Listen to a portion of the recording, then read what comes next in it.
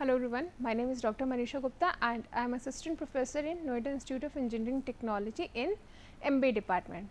In the last lecture in business research method, we are studying about your comparative scaling techniques. We have completed our comparative scaling techniques and from this session we are going to start your non-comparative rating scales, and in this we are going to study about the Likert scale, semantic scale and your rating scales.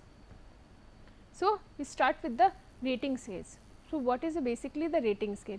It is basically the close-ended survey question that is used to evaluate how the survey response feels about the particular product or the statement. The close-ended survey question means you have given the customer the limited response, means whatever the type of the response we have seen. Suppose you are asking about the how much you like your product and you have given them 1, 2, 3, 4, 5 response and they have to choose between all those 5 response. So, these are the example of your close ended survey question. But suppose if we ask the question like how do you like your product and you give them full freedom to write the answer about it, then that will be your close in open ended survey question. So, the rating scale is used when we are conducting the close ended survey question, and it is basically used to evaluate how the survey response feels about the particular product or statement. Then the respondent are typically asked to choose from the range of the options which are scaled between, they have given the region of option between the two extreme like excellent to the terrible. How do you rate our product and services? You have given the option from excellent means it is a very good, and you have given the options like a terrible. So, you have given the range of the responses from terrible to the excellent. The rating scale is basically is a variant of the well known multiple choice question. And what else we do in a rating scale? The rating scale are the popular for their ability to allow the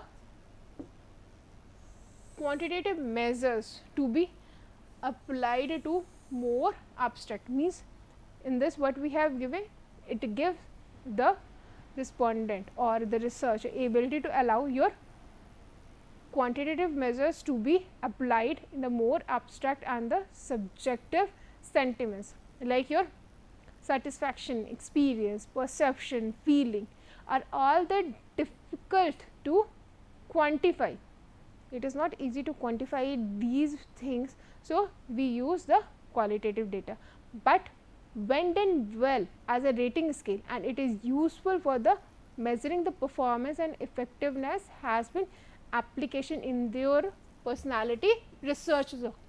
So, we are using the rating scale in the type of personality research also, like if you are measuring the performance or effectiveness of the any product and the services or the peoples or your staff, then also you are using the rating scale.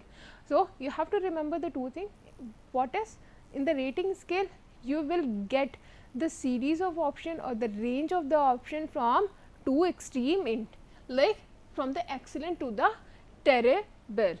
So, this is all in a rating scale. We are going to study the different type of the scales which is also the kind of your rating scales. Now, the Likert scale. The Likert scale is also the kind of your rating scale, and the Likert is basically, and it is extremely popular for measuring the attitude because the method is a simple to administer.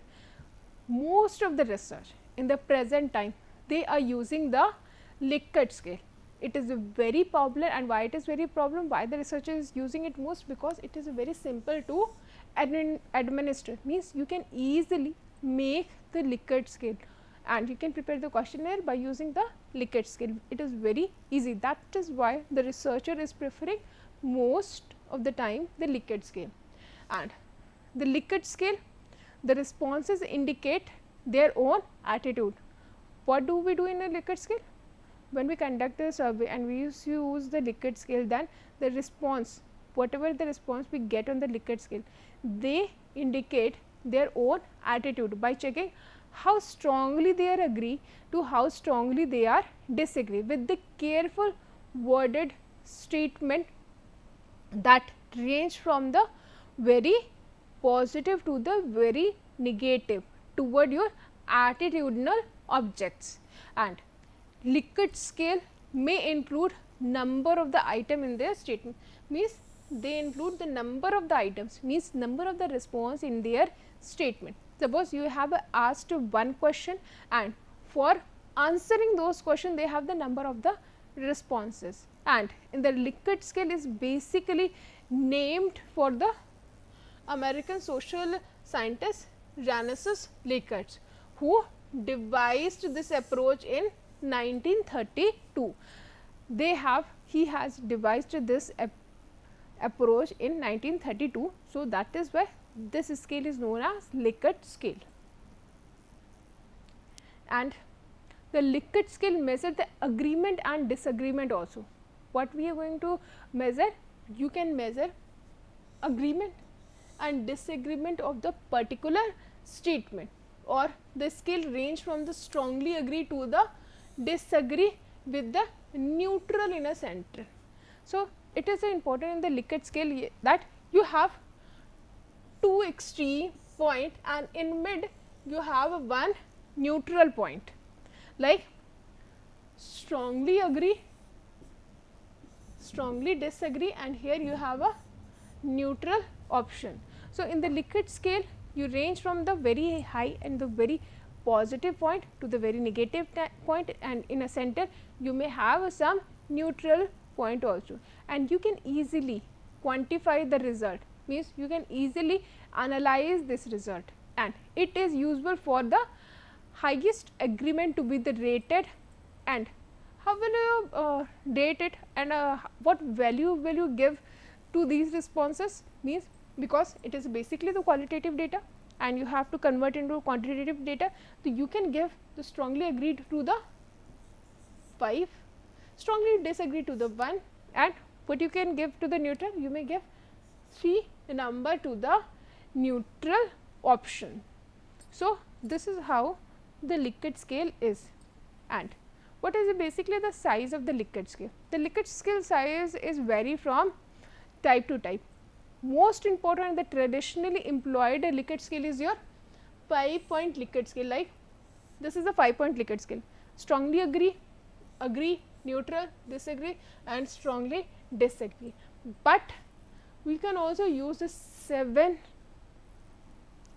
scale is also, and which could often give you more choices to respond, but it has been suggested that the people tend not to select the extreme category in the large rating scale, perhaps not wanting to appear the extreme in their view. So, most of the time the people did not use the 7-point rating scale.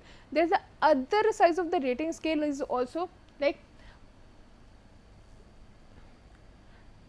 moreover it may not be easy for the subjects to discriminate between the categories, that is not only subtly different. And on other hand, the rating scale which just have the 3 category, it may also have the 3-point rating scale, like you have given the option poor, satisfactory and good.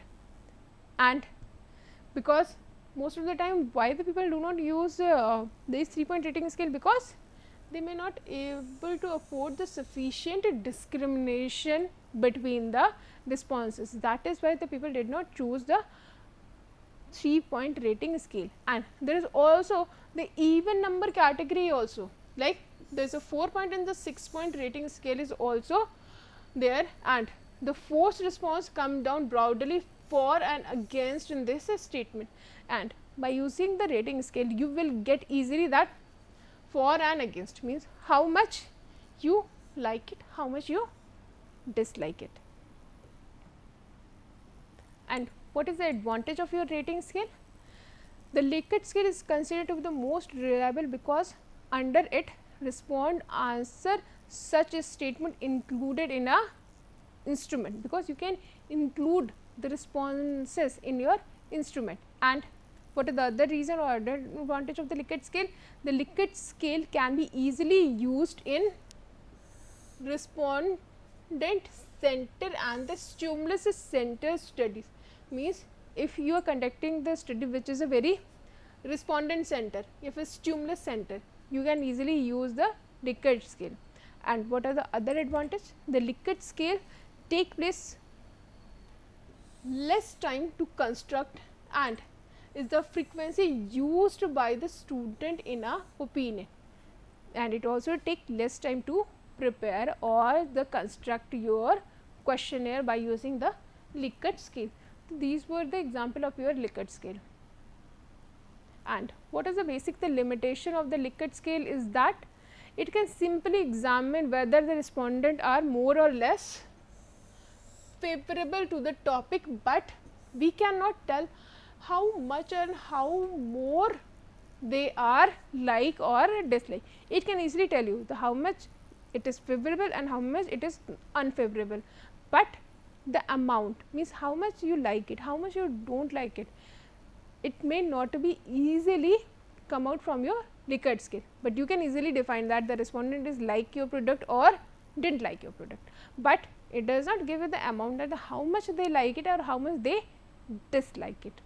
Then the other reason is that the total score of the individual response has the little meaning, since the given total score can be secured by the variety of the answer pattern. There is maybe the number of the answer name, number of the answer patterns. Some people's response maybe most of the time agree, agree, agree. Some people maybe neutral, neutral, neutral. So, these were your limitation of a Likert scale. There are some example of the Likert scale. When we talk about the agreement, means if you want to know that the respondent is agreed with your statement or not, then you use these 4 Likert 5-point Likert scale, from strongly agree, agree, undecided or the neutral, then disagree and the strongly disagree. But when we talk about the frequency, suppose you are asking the question that how frequent you purchase the product online. So, here we are talking about the frequency. So, in this type of the question, what are the responses you can give? Always, often, sometime, rarely and never. Means never means you will never purchase a product online. Always means most of the time you are purchasing the product from online services. Then if we talk about the importance, you ask the question is that how important you to know about the product service, means after sale services. So, people may say it is very important to understand the after sale service. It may be important, moderately important, slightly important or unimportant. Some other type of the Likert scale is also, if you talk about the quality and you want to ask a question on the quality, you may get the responses like the quality is good, excellent, fair, poor or very poor. You are asking about, you are in a telecom industry and you ask the customer that how is our quality of the service. The customer can rate it on these 5 points. And likelihood, if we talk about the likelihood, means if any event is, how likely any event is happening, you will go to the market daily. So, you can, when you talk about the likelihood, the respondent may be like almost always true, usually true, occasionally true, usually not true and almost never true. Or there is a other method is also in this, definitely, probably, possibly, probably not and definitely not. So, these were the example of your Likert scale. The one more example is there, that if you are asking your customer that how satisfied are you with. So, you are satisfied with your purchase and you have given them 5 responses from the very unsatisfied to the very satisfied. And here the services you have given, you ask about the services, purchase and the company. So, you if you are very satisfied, you can click on this. If you are just satisfied, you can click on this, and if you are complete or overall satisfied with the company, then you can click on this. And suppose if you are not satisfied or very much unsatisfied, then you can click on this option. So, this was basically your Likert scale. Now, after the Likert scale, we are going to discuss about the semantic differential scale. So, what is a basically semantic differential scale? It is basically the 7-point rating scale with the end associated with the bipolar label, means they have the bipolar label, such as good and bad, complex and simple, and that have the semantic meaning. They must have the some semantic meaning of it, and it can be used to find whether the respondents have the positive or negative attitude towards an object or event of a company. And it has been widely used in the comparing your, where we have used it most, when we have to compare a brand, product or the company's image. And this method has been developed, used to develop advertising, promotion strategy and in a new product development study. So, most of the time where you are going to develop this for advertising, promotion strategies and new product development study. So, in these type of the study, we mostly use your semantic differential scale. In this method, you must understand that in this method the two things are important. First is, it consists of the set of the bipolar rating scale, means one is very good, other is very bad, and usually have the 7 point by which one is more participant rate and one is more concept to each scale item. You can say by this that one or more participant rate, one or more concept of the each scale of the item. Then in your semantic differential scale is basically based on the proposition that and the object can have the several dimension, means the object may have the several dimension of the connotative meaning, and the meaning are located in your multi-dimensional property space called the semantic space.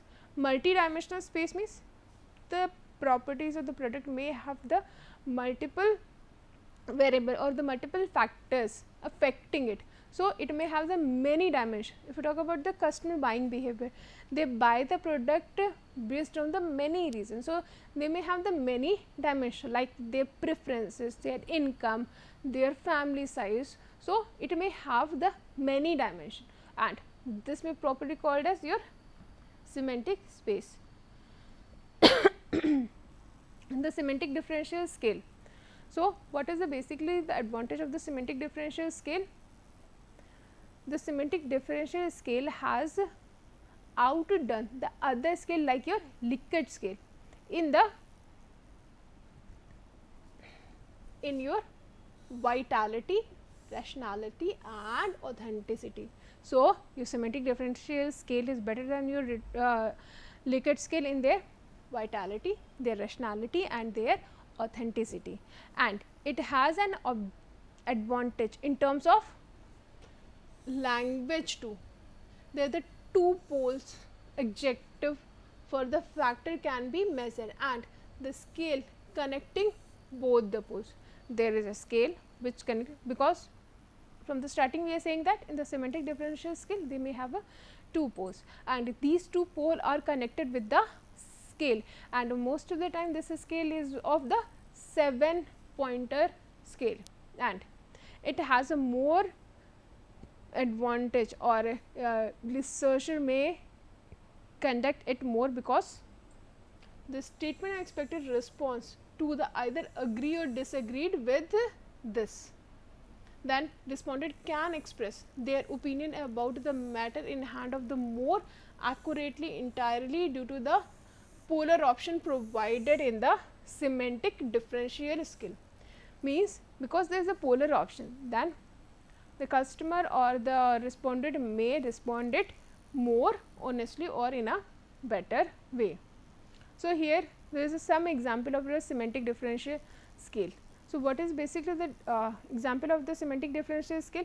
You may get the two poles, means if you talk about the thinking of the people, that how the people are thinking, you have given them option that from the modern to the old fashion. So, if you select your response nearby your modern, suppose you have selected this, means your thinking is modern, and if you selected by this, it may be you are thinking old fashioned way. So, here the number of the example is there, like your good and bad. How is your product service or the customer service? It may be good if you are feeling good, and how much good you are feeling. If you like it extremely, you can put it here, but you like somewhat, you can put here, and you will like more than the somewhat, but you cannot extremely like it, then you may select this option. If you talk about the cleanliness of the any hotel and you are asked to rate them on the basis of the clean and dirty. So, if the restaurant is very clean, then your response will be inclined toward this side, and if your restaurant is not very clean, then your response will be inclined to this point. If you talk about the importance, then if you like it or it is very important, then your response will be inclining toward this point. And whatever the question you have asked, if the response is not important, then your response will be in any of these 3 points. So, these are the some example of your semantic differential scales. These are some other examples, like if you like to root the people, that are they are rowdy or they are courteous, or if you talk about any product, it is inaccessible or totally accessible. And if you talk about the people's characteristics, are they are very caring or they are unsympathetic. So, you ask them to rate, you have given them the point. So, this is also the example of your semantic differential scale. Here the number is a given, and if your response toward this side, then you can choose the option from any one of 3, and if you did not choose and you cannot decide, then you may go for this option. So, this was your semantic differential scale. And we talk about the what is the difference between a semantic differential scale and the Likert scale. With the Likert scale, the people state that the how much they agree or disagree with the particular statement, but in the semantic scale, the people fill the questionnaire and decide how much of the trait or the quality the item has. If you talk about the Likert scale, the Likert scale may have option like you like it, it is important, it is not important. Like we have taken example talking about the satisfaction or the agreeableness, means how agreed you are. Then you may have the option of in the Likert scale, you are agreed, disagreed, strongly disagreed, or the neutral. So, in this you will get only that the respondent is how much agree or disagree with the particular statement. But what we get in the semantic scale? We get in the semantic differential scale that people filling the question decide how much of the trait or the quality the item may have. Take an example, if you ask the customer that how much frequently you like to visit our store. So, there may be the option mostly, and you have given the respondent option from 1 to other option is never 7. So, there is a 2, 3, 4 and 5. So, if the customer is choosing option 2, then you will get the quantity or means the how much customer more prefer to visit your store. If he is choosing 1 means they most likely to visit your store. But if he choose option number suppose 6 which is nearby, never, you may never like to visit a store. For the never you have given the response 7. So, you can decide not never, but maybe sometime. So, you may go for the option 6. So, if you choose the 6, then you are showing that the how much you are liking, means how much quantity. Here you get the quantity, that how much the customer is like and how much customer did not like it. So, in this you will get about, in the semantic scale we get the information about how much quantity do we like or dislike, and in the Likert scale you will only get how much you are agreed or disagreed. Thank you everyone. This is all for this session.